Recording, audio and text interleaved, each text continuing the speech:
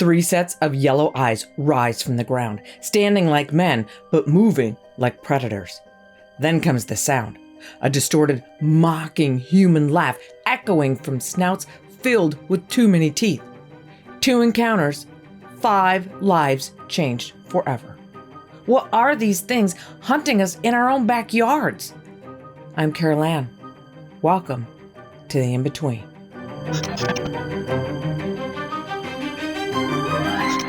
This encounter comes from a man who is the founder of arguably one of the best known Dogman channels on YouTube, Dark Waters. The Dark Waters channel has moved on to different pastures, but the Dogman stories James has narrated for almost a decade are still posted for everyone to hear. But out of the thousands of stories James has told, the one I'm most interested in is his own encounter, which he's graciously given me the permission to share with you. It started with the encounter of a guy named Skip. Skip is the trusted friend of a trusted friend, and the encounter happened around Taylor, Mississippi. Now, the InBetween is not a Dogman only channel, so I am by no means a Dogman expert. So I had no idea that Taylor, Mississippi is an absolute ground zero area for Dogman encounters. But James obviously did know that and set up a Skype call to talk to Skip. The call went well. James was convinced of Skip's authenticity, and James told Skip's story in a following video. But the end of the Skype call included an invitation to James to come to Oxford, Mississippi, and Skip would take him to where it all happened. James said, "Why not?" Headed to Oxford on a Friday and met Skip for breakfast Saturday morning. The conversation was jovial until they turned their attention to Skip's encounter. Skip tenses up at the thought of going back to that spot, but assures James he's all good. They make plans to meet up again later at 4 p.m. to drive together down to Taylor. Both men show up where and when they're supposed to, and they start the drive down Old Taylor Road towards Taylor. It's just a 2-lane road with trees and bushes crowding in on both sides. They take their time, with Skip even stopping the truck at particular houses along the way to show James where some of the most recent sightings have been. They get to the area of Skip's encounter around 5:45, pull the truck off to the side of the road, and get out. Ahead of them on the road is a pretty sharp curve, roughly 200 to 300 yards away. The 2 guys are just standing there talking about not only Skip's experience, but Skip is also sharing some stories of things that have been happening not far away at Sardis Lake. As the 2 are chatting away, the sun starts to set behind the trees and it's starting to get dark. And James will be the first to admit that he's a city kid, but even he could feel a sense of danger growing. Skip was just standing there telling James more about his encounter and didn't seem to notice that everything had grown quiet. Before then, the area had been alive with normal everyday sounds, crows squawking on the power lines, dogs barking off in the distance. But as slowly as the sun was setting, those sounds were going away, replaced with a vacuum of silence. James could still see the crows on the power lines, but now they're quiet and staring into the distance, watching. James is trying to pay attention to what Skip is saying, but the crows suddenly take off, furiously shrieking as if scared off by something. Until now, Skip seemed pretty much oblivious to the change in atmosphere, too intent on the memories of what happened to him there. But the squawking crows taking flight kind of brought him back to the here and now, and he starts backing up toward the truck. That's when James hears it. Something is running through the brush, still far away, but loud. Skip says, "They're coming. They're headed our way." James says, "What's headed our way?" "They're headed our way."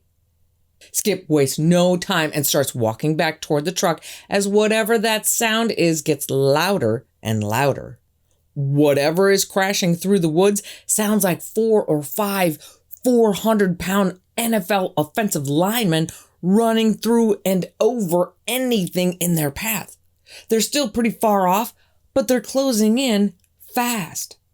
Skip walks to the truck, opens the door, and places one foot inside, obviously ready to bail at a moment's notice. The sounds are coming from the driver's side of the truck, but James still takes his cue and rounds the truck to the passenger side, opens the door, and stops to listen. The crashing sound is getting louder and louder, with tree limbs and branches cracking. But that's all they can hear. No breathing, no other animal noises, just destruction. And it's getting closer. Skip starts calling the distance. 100 yards, 50. The crashing stops. Skip looks at James over the top of the truck and tells him, "You need to get in." James lifts his foot to get in, but freezes mid-step as he hears the howl. Now, James fully admits that he's not an outdoorsman, but to him, this was a wail that sounded more like something you've heard in every werewolf movie ever, not a known natural creature. It was loud, with a palpable power that froze James solid. He couldn't make himself move to get into the truck. All he could do was stand there, staring into the woods in what he describes as a nervous system reboot that hadn't quite finished relinking his brain to his muscles, yet he's still able to feel a fear greater than anything he has ever felt in his life. From the corner of his tunnel vision, he can see Skip driving away with the passenger side door still wide open. The truck speeds down the road around the bend and is gone. So now it's just James standing there with only an empty road between him and whatever these things are. It is at that precise moment that James's mind enters the state known as Satori, the state of being where your mind, body, and spirit are in perfect alignment and time slows down. At that moment, you are hyper aware and experiencing pure reality. No ego, no thought. An eternity passes as James stands there alone, wondering if what is in those bushes is about to come out and assessing his options. James is a pretty big dude, so he concedes pretty quickly that running is not an option. He looks in the direction that the truck was headed. No taillights. Skip is gone. So the truck is not an option. Okay. So it's just James and whatever it is in that tree line. He never actually sees what it is, but he heard it. The crashing through the brush and the unnatural howl. Whatever it is, it's real.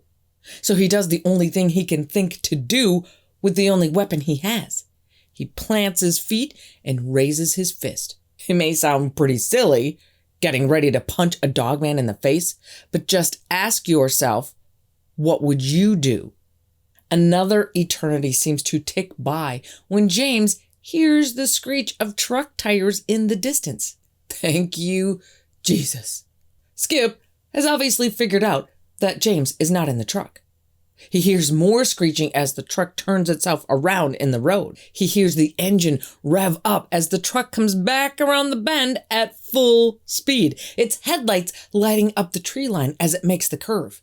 And right then, James sees what he hopes to this day is the closest thing he ever gets to a dogman. He sees something black moving from left to right. No details, just black. But to him, that's enough. The truck comes to a screeching halt right in front of him, and Skip yells, "Get in! Get in!" But now the passenger door is on the other side of the truck. And there's no way on God's green earth James is going to take the time to run around the truck. So he just jumps into the bed of the truck and Skip takes off. Once Skip feels they're far enough away, he stops the truck to let James get inside. And many choice words are exchanged between them. "You left me there? How could you just stand there and not get in the truck?" After a few minutes, the initial fire subsides and the two men break down into laughter at such an absurd, surreal experience. Back at the hotel over a couple of drinks, a very important, in my opinion, conversation takes place. James says, I don't know what that was. I didn't really see anything. Skip, a little confounded, says, it was a Dogman. You heard it running. You heard the howl. But to James, that doesn't count. He didn't see it. So Skip asks him, did you want to? James ponders a moment. He thinks about the loudness of the trees crashing, the blood-freezing howl, the overwhelming feeling of fear, and the size of that black mass he saw move through the tree line. And he answers, no. And from that experience, James has come to two conclusions. The first is that maybe the whole idea of visiting places where incidents have happened to people isn't such a good idea. And second, for those who say, I want to see one. No. No, you don't. This encounter comes from one of our very own in-betweeners named Chad Taylor. Chad has lived in Kentucky for 65 years and at the moment lives in the Daniel Boone National Forest close to the Cumberland Falls. Anywhere outdoors is his happy place. He has driven every road, walked every trail. He has heard every sound the forest can make. He and Mother Nature are as one. But about a year ago November, what he and his son saw one fateful night did not come from Mother Nature. Around that time, Chad had to have shoulder surgery. That's a tough thing for a man who's used to providing for himself, having to take a seat and let someone else actually help. But his adult son, Ian, being the good son that he is, steps up to fill the gap and take care of his not as young as he used to be dad without even needing to be asked. Ian brings his son Lucas to see Grandpa, and the two of them spend a few weeks helping Chad around the house, chopping wood, making a repair here and there. And it's hard for Chad to just sit there and watch someone else take care of his responsibilities, but Lord knows he appreciated it. Lucas, who's 9 at the time, spends most of his time either running around with Chad's dogs or sitting quietly listening to his grandpa tell him a story after story of his endless hunting adventures. The evenings are reserved for chilling on the porch. Chad smoking his pipe, enjoying the cool air, looking out over his yard, which spills into more open space that is surrounded by trees. Except this night, something is different. He's out relaxing on the porch, alone, when he notices the woods go completely quiet. No crickets, no frogs, no wind. Just a stillness that is almost oppressive that he compares to an actual pressure on his ears. Chad's dogs, Boone and Rascal, notice it too. Boone's fur stands on end as he lets out a deep growl. Rascal has the opposite reaction, tucking his tail between his legs and leaking out a sad, quiet whimper. That's when Chad first sees them. 3 sets of yellow, glowing eyes. They're low at first, making Chad think it must be eye shine from some normal predator, although he knows of no predator who can silence every living and non-living thing in a forest. But then they stand up. They're on 2 legs like a man, but they're not a man. Whatever they are, Chad has never in his 65 years seen anything like them. They're tall and lanky, with arms and legs that look too long. They have heads that look too big, snouts that are too thin, and way too many teeth in their mouths. Chad is mesmerized by the teeth glinting even in the low light when Ian steps out onto the porch, beer in hand, ready for the nightly porch meeting. He sees them right away and in a low voice asks his dad, "What the hell is that?" Chad quietly answers, "I don't know, but we need to get inside now." As if sensing their opportunity is slipping away, the beasts start moving closer fast. It takes all of 1 second for them to get from the tree line, stopping at the end of the yard. Chad can see their fingers, their impossibly long claws twitching at their sides. Their heads are cocked to the side as if studying these strange humans. Then one of them makes a sound. It's a high-pitched, distorted sound that Chad realizes is an imitation of a human laugh.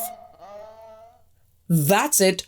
We're done here," Chad yells, "Inside now," as Ian grabs Boone's collar and drags him in. Rascal doesn't need an invitation and scurries through the door as Chad turns around, slams the door, and locks it. Everything is quiet as they stand inside staring at each other, wondering what the hell it is that they just saw.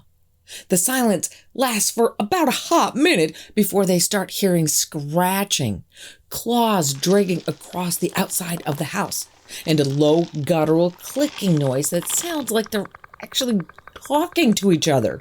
Lucas, who had been sleeping, wakes up screaming as Ian grabs Chad's shotgun off the fireplace mantel.